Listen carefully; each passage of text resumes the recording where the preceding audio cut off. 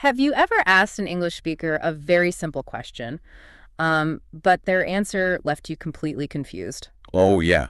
That is uh, that is very common for people learning English. Right. You might invite someone to a party and they smile and say, well, they say, maybe another time. And you think, oh, great, they want to come next time. Exactly. So you excitedly plan a second party just for them, only to realize later they never planned to come at all.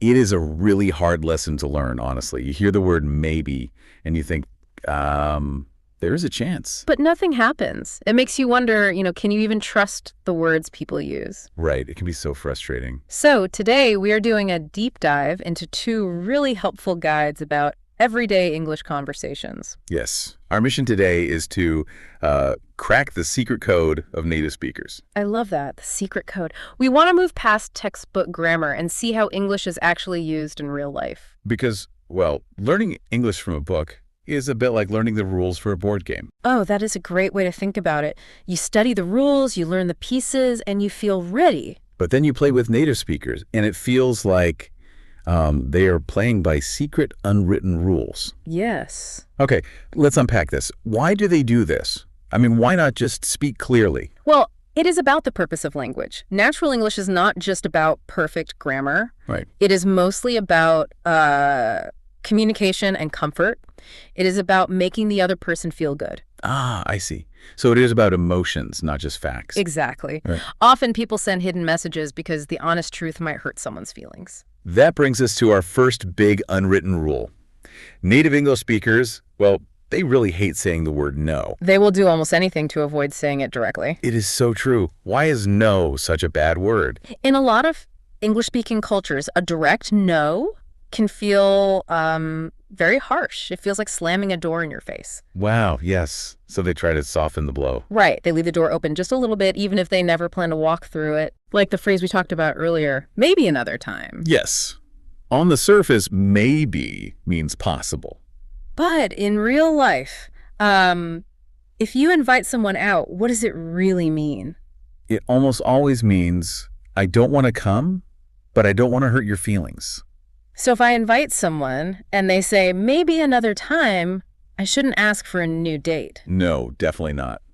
They would probably panic. Oh, wow. So I should just say, sure, no problem, and, let it go. Exactly. What is fascinating here is that you can't ignore the words, but you have to look at the situation too. Right. We have another tricky phrase here. Let's do a quick role play just to test it. Okay, sounds good. I will listen. Try to sell me something. Oh, sure. Hey, I am selling my old bicycle. It is really nice. You should buy it. Well, I'll think about it. See, to a student, I'll think about it. Sounds like you are going to go home and think really hard about the bicycle. I am going to sit in a chair and make a list of pros and cons. Right. But our sources say this is a trap. Wait, really? It doesn't mean I am thinking. Sometimes it does. But usually if you ask someone to buy something or do a big favor, it is just a polite shield. A polite shield. I like that. So it just means probably not. Yes. It is like putting a soft pillow around your words. What about shorter answers? Like, I ask you to dinner and you say, we'll see. Well, one "we'll see" might just mean they are busy and they don't know yet. Okay, that makes sense. But you have to listen for a pattern. Yeah. If you keep asking and they keep saying, we'll see, or I'm not sure, that is different. Ah, so repeated use means something else. Yes. If they say it a lot, it means, I am not interested, so please stop asking. That is tricky. You really have to read the room. You do. And there is one more phrase here that looks totally normal, but has a huge hidden message. Oh, I know this one. The phrase is, that sounds difficult. Right. So say you ask a friend to help you move heavy boxes.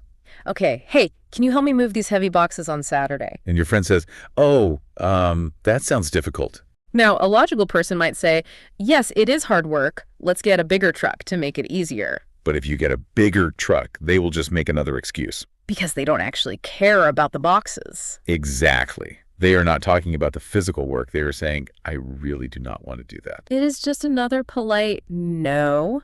So wait, if people are always hiding their feelings, can we even trust our grammar rules? It is a great question. And it brings us to our next point. Sometimes your grammar is perfectly correct, but you still sound wrong. Yes, our sources highlight this a lot. Textbooks teach you how to make a perfect sentence. But a perfect sentence can sound, robotic or just too formal for a casual chat. Let's take a classic example. I am very tired. The grammar is 100% correct. But native speakers don't say that very often. They prefer things like I'm exhausted or I'm so tired. Or even I'm beat. Wait, here's where it gets really interesting. I'm beat. The word beat sounds like someone, hit you. Yes, or like they beat you in a game. Right, so how does that mean I am tired? Well, casual English is very physical. It uses strong pictures. Okay, physical pictures. Right. When someone says, I'm beat, they mean life beat me today. Work defeated me. Oh, wow. So they have zero energy left. Exactly. It shows much more feeling than just saying, I am very tired. It does. It paints a real picture. And we see this with happy feelings, too. Yes, we do. Like saying, I like this movie very much. Which, again, is totally correct grammar. But it sounds a bit like a scientist. Yeah. Like you were just watching the movie for a test. Right. It doesn't sound very fun. So a native speaker would probably drop the very much part. Yes, they put the emotion at the front. They say, I really like this movie, or just, I love this movie. It sounds so much warmer. And if we connect this to the bigger picture, that warmth is everything. Because it makes the listener feel comfortable. Exactly. When you sound relaxed, the other person relaxes too. Let's talk about what happens when you don't know something. Okay, standard textbook answer is, I don't know. Yeah. Which is fine. But casual phrases just sound better, like, I have no idea, or I'm not sure. Or my favorite one, beats me. There is that word beat again. Yes, it is the same idea. It means the question defeated me. I tried to answer it, but the question won. That is actually really fun to say. Beats me. It is.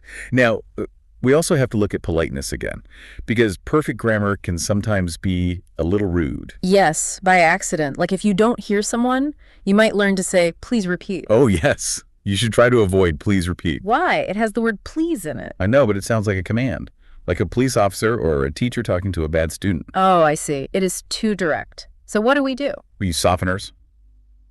You can say, could you say that again? The word could softens it. Exactly. Or just, sorry, what was that? Just changing one or two words makes a huge difference. It really does. Think about being in a restaurant. You might say, I want to go to the bathroom. Grammatically perfect. Yeah. But maybe too much information. Yes, a little too direct. It is better to soften it. Change I want to I need. And change go to the bathroom to use the bathroom. Right. I need to use the bathroom. Just sounds much softer and more polite. The word want can be dangerous in English, can't it? Very dangerous. Yeah. If you tell a waiter, I want that, it sounds like a demanding child. I want that toy now. Exactly. Yeah. So instead, you use the word would. You say, I would like that, or I'd like that. It gives the other person some respect. Yes. It offers a choice instead of a demand. Okay, so perfect grammar can sound stiff or rude, but there is another trap that is even bigger. Oh, definitely. Direct translation. Yes. Taking a phrase from your first language and swapping the words into English one by one. It is so natural to try this. But languages do not match up perfectly. They are messy. They really are. Our sources use age as a great example. Yes. In many languages, you own your age. You possess the years. So someone might translate it and say, I have 20 years. But in English, you do not own your age. You are your age. It is a state of being. So you have to say, I am 20 years old. Right. If you say, I have 20 years, an English speaker might think you are going to prison for 20 years. That would be a very confusing conversation. We see this with the word agree, too. Yes, a lot of learners say, I am agree. Because in their language, agreement is a feeling, a state of being. But in English, agree is an action. It is a verb. You are doing the action. So you just say, I agree, no am needed. Exactly. Now, what about things around the house? Oh, this one is always a big debate. A very common direct translation is open the light. When, of course, the native speaker says, turn on the light or switch on the light. But wait, I have to ask a question for all the learners out there. Go for it. Open the light is perfectly logical. Electricity is a circuit. To make the light work, you open the circuit. So why is it wrong? You know, scientifically, that is a great argument, but English is not based on science. Well, that is a shame. It is based on natural word pairs called collocations. Collocations. That sounds like a very big grammar word. What does it mean? It just means words that naturally live together as partners. Okay, word partners. Yes. Hundreds of years ago, people turned old gas valves or flipped heavy switches. So we say turn on or switch on. So it is just history. The logic of your first language doesn't matter. Right. You just have to learn the natural word partners. Okay, we have one more translation trap to discuss, and this is the biggest one. It really is.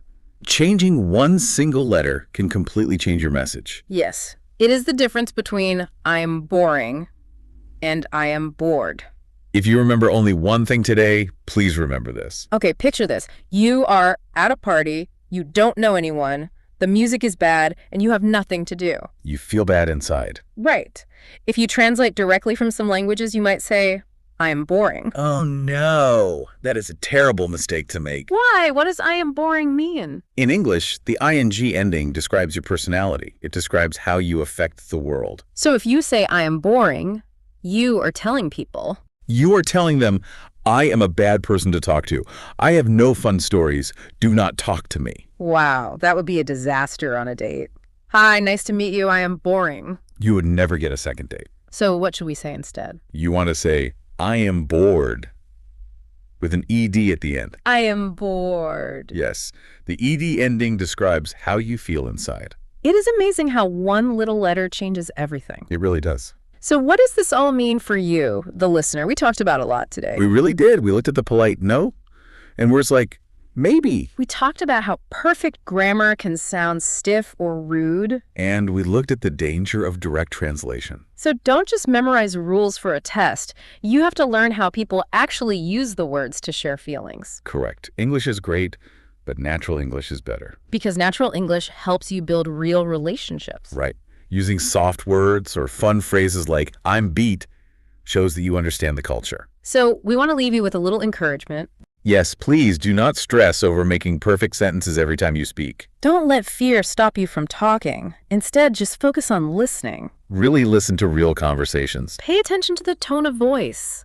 Look at the situations. Notice the real messy words people use. Use your ears, not just your textbook. And that actually raises an important question for you to think about this week. Yes, we talked a lot about what people do not say with their words. Right. But what hidden messages might you be missing just by ignoring someone's body language? Oh, that is such a great point. Next time someone says, we'll see, look at their face. Look at how they stand. Because the body might tell you the truth, even when the words do not. Exactly. Sometimes the body is much louder than the vocabulary. Once you look at the whole picture, the words, the tone, and the body, you might finally crack that secret code. You will figure out those unwritten rules. And you'll master this crazy board game we call the English language. Thank you for joining us for this deep dive. Keep listening, keep practicing, and we will see you next time.